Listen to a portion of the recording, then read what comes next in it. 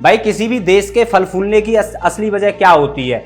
यानी उसका एक्सपोर्ट ज्यादा हो, यानी उसका निर्यात ज्यादा हो और उसका आयात कम हो। नमस्कार, आदाब, सत श्री अकाल, राम राम, जय हिंद। मेरा नाम है J for Jagmohan, P for Pathak यानी जगमोहन पाठक। आप सभी लोगों का यूनिमॉन्क्स पर हार्दिक स्वागत, अभिनंदन एवं वेलकम है।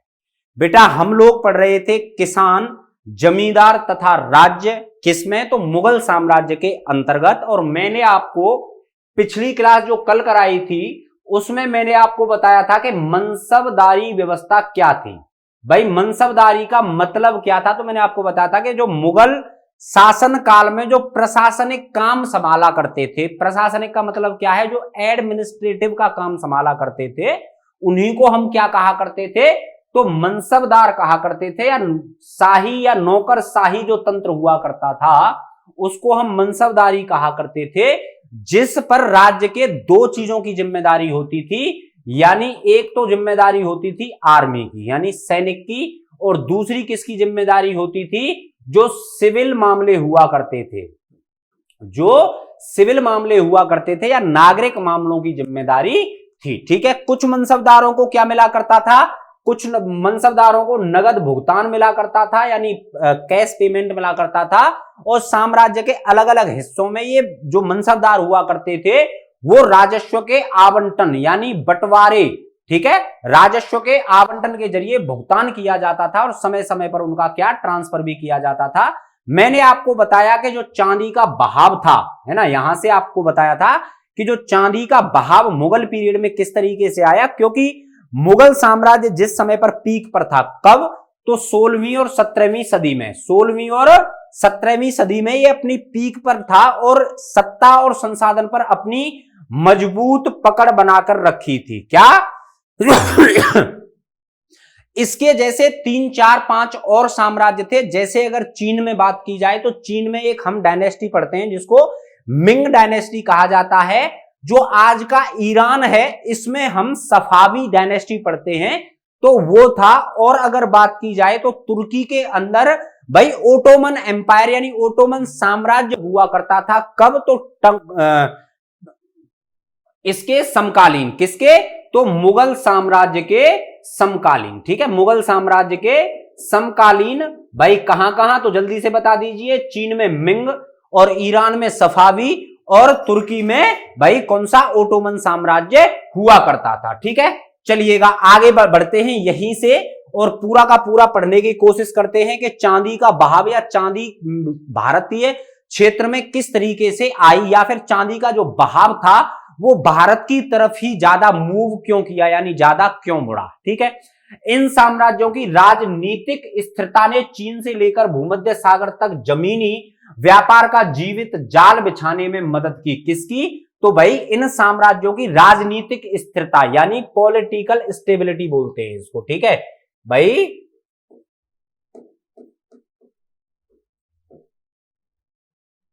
ठीक है, पॉलिटिकल स्टेबिलिटी ने चीन से लेकर और भूमध्य सागर तक जमीनी व्यापार की जीवित जाल बिछाने में मदद की थी।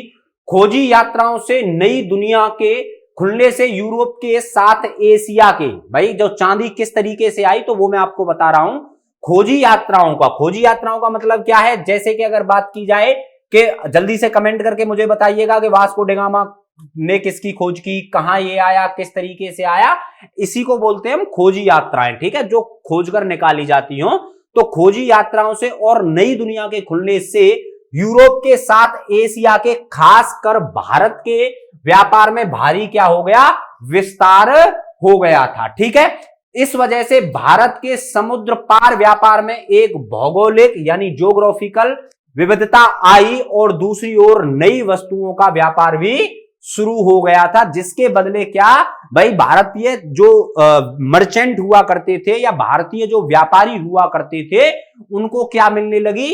अपने सामान के बदले, यानी अपना जो रॉ मटेरियल हम बेचा करते थे उसके बदले हमें चांदी मिलने लगी। ठीक है, लगातार बढ़ते व्यापार के साथ भारत से निर्यात, ठीक भाई, किसी भी देश के फल फूलने की असली वजह क्या होती है? यानी उसका एक्सपोर्ट ज्यादा हो, यानी उसका निर्यात ज्यादा हो और उसका आयात कम हो। बात करते हैं कि लगातार बढ़ते व्यापार के साथ भारत से निर्यात होने वाली वस्तुओं का भुगतान करने के लिए एशिया में भारी मात्रा में चांदी आई। क्या आई बेटा? तो भारी मात्रा में चांदी आई। इस चांदी का बड़ा हिस्सा भारत की तरफ खिंच गया था। ठीक है, तो याद हो गया आपको कि भाई हुआ क्या था? हुआ ये था कि जो साम्राज्य हुआ करते थे किसके कंटेम्पररी? तो बेटा मुगल साम्राज्य के कंटेम्पररी कौन कौन से राज्य हुआ करते थे या कौन कौन से डायनेस्टी हुआ करती थी? तो चीन में एक डायनेस्टी चला करती थी जिसका नाम था मिंग, याद रहेगा ये। ईरान में सफाफी, और अगर बात की जाए यूरोप में, क्योंकि आधा जो टर्की है, जो तुर्की है, अब नाम इसका क्या है? टर्की है ना। एक्चुअल नेम अब उन्होंने बदल दिया, तो अब नाम बोला जाता है टर्की। ठीक है, तो तुर्की, वैसे हम यहां हिंदी पढ़ रहे हैं तो हिंदी में तुर्की बोलेंगे हम। ठीक है, तो जो तुर्की था उसमें कौन सा साम्राज्य चल रहा था उस टाइम पे? तो ओटोमन साम्राज्य चल रहा था, जिसके जरिए इन साम्राज्यों की पॉलिटिकल स्टेबिलिटी यानी एक राजनीतिक स्थिरता ने चीन से लेकर भूमध्य सागर जो हमारा है उस तक जमीनी व्यापार का जीवित जाल बिछा दिया कि भाई यहां से इस तरीके से आप व्यापार करेंगे। और खोजी यात्राओं से और नई दुनिया के खुलने से, नई दुनिया यहां का मतलब क्या है? अमेरिका वगैरह। ठीक है, अमेरिका और यूरोप, याद रखिएगा, है ना।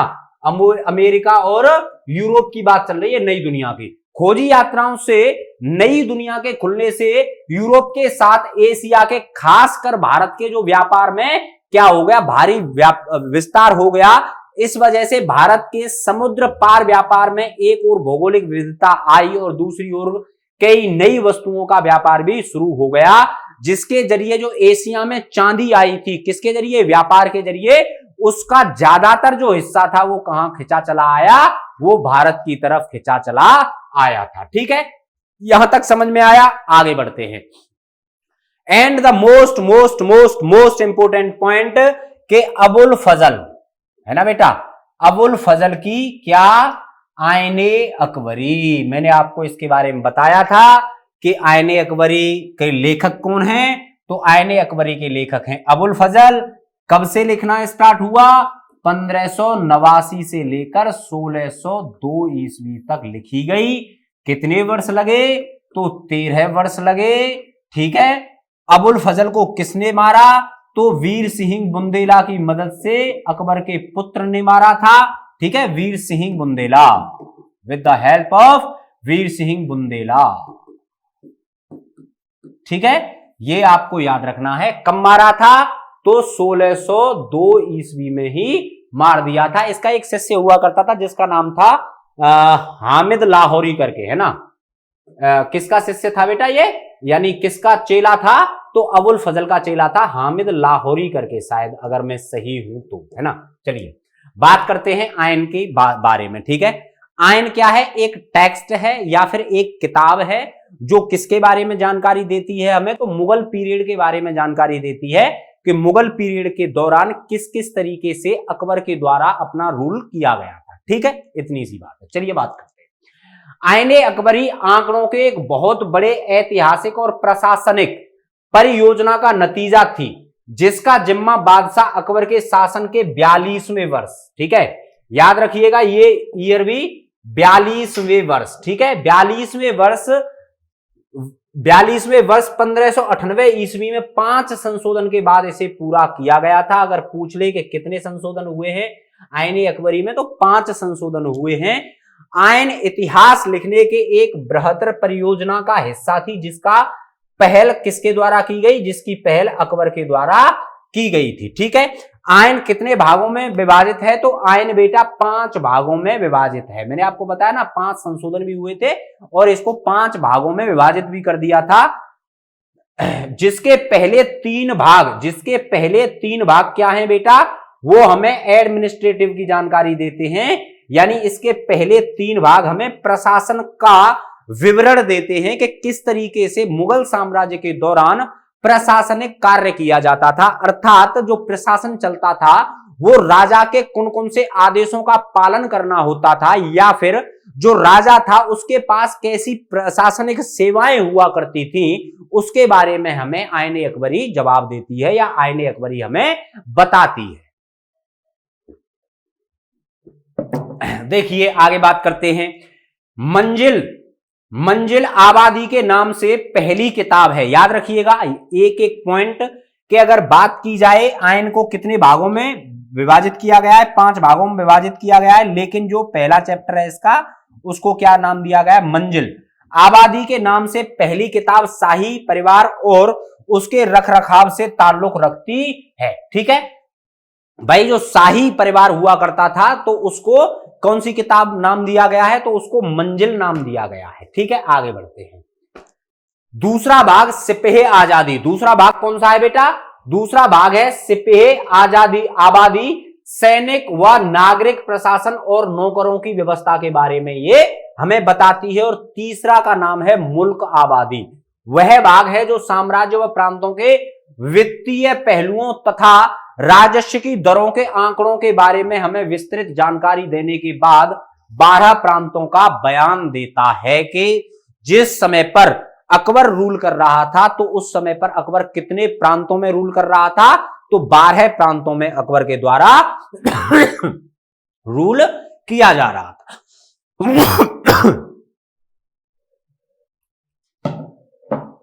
चलिए आगे बात करते हैं। इस खंड में सांख्यिकी सूचनाएं तफसील से दी गई हैं। तफसील का मतलब क्या है, ये उर्दू का वर्ड है। ठीक है, तफसील का मतलब है आराम से दी गई हैं, या फिर मैं दूसरा और वर्ड आपको बताऊं कि इस खंड में सांख्यिकी संरचनाएं तफसील से दी गई हैं। तफसील यानी विस्तृत दी गई हैं। ठीक है, ये शब्द याद रखिएगा, विस्तृत दी गई हैं, जिसमें सूबों और उनकी तमाम प्रशासनिक व वित्तीय इकाइयों, सरकार परगना और महल के भौगोलिक, स्थलाकृत और आर्थिक रेखा चित्र भी शामिल हैं। इसी खंड में हर प्रांत और उसकी अलग अलग इकाइयों की कुल मापी गई जमीन और निर्धारण राजस्व यानी जमा भी दी गई है। ठीक है भाई, आपका चैप्टर यहां तक पूरा का पूरा कंप्लीट हो चुका है। यानी हम लोग भाई चैप्टर नंबर कौन से पर, हम लोग चैप्टर नंबर 7 को पूर्ण रूप से कंप्लीट कर चुके हैं और कल से हम लोग चैप्टर नंबर 8 के बारे में यहां पर पढ़ेंगे। ठीक है, कोई भी अगर आपको डाउट है कि क्या है क्या नहीं, दोबारा से बता रहा हूं, अबुल फजल आईन अकबरी कब लिखी गई, तो 1589 से लेकर 1602 ईस्वी तक लिखी गई थी। कितने वर्ष का टाइम लगा, 13 वर्ष का टाइम लगा। कौन राइटर था आईन अकबरी का, तो अबुल फजल राइटर हुआ करता था। इसके द्वारा अबुल फजल की हत्या किसके द्वारा की गई, तो बेटा वीर सिंह बुंदेला की मदद से। अब सलीम, ठीक है, सलीम का मतलब क्या हुआ, जल्दी से मुझे बताइएगा। सलीम के द्वारा अबुल फजल की हत्या कर दी गई थी। सलीम का मैं वास्तविक नाम पूछ रहा हूं, यानी निक नेम क्या है। ठीक है, चलिए मैं आपको और बता दूंगा। अब क्या है कि आईन अकबरी आंकड़ों के बहुत बड़े ऐतिहासिक और प्रशासनिक परियोजना का नतीजा था। वे 1598 ईस्वी में 5 संशोधनों के बाद इसे पूरा किया गया था। आयन इतिहास के ऐसे बृहत्तर परियोजना का हिस्सा थी जिसकी पहल किसके द्वारा की गई, जिसकी पहल अकबर के द्वारा की गई थी। आयन 5 दफ्तरों का संकलन या 5 अध्यायों का संकलन था, जिसके पहले 3 भाग का विवरण देते हैं, या जिसके पहले 3 भाग प्रशासन का विवरण देते हैं, यानी एडमिनिस्ट्रेटिव का ये वर्णन देते हैं या बताते हैं। पहली बुक का नाम क्या है, पहली बुक का नाम है, या पहले एक अध्याय का नाम मान लीजिए, ऐसे मान लीजिए, पहले भाग का नाम क्या है, वो है मंजिल।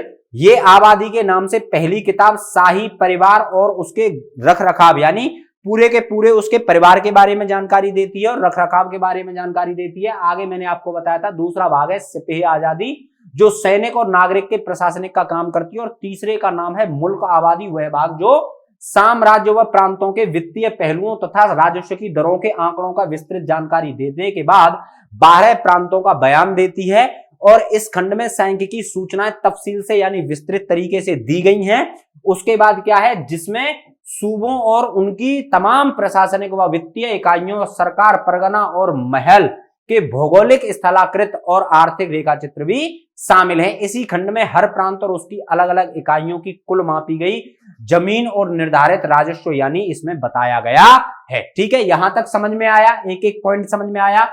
आपका चैप्टर एकदम क्लियर हो चुका है। अब आपको कल से चैप्टर नंबर 8 पढ़ना है, दबा के शेयर कर दीजिएगा। ठीक है भाई, कल मिलूंगा इसी टाइम पर, तब तक के लिए नमस्कार, जय हिंद।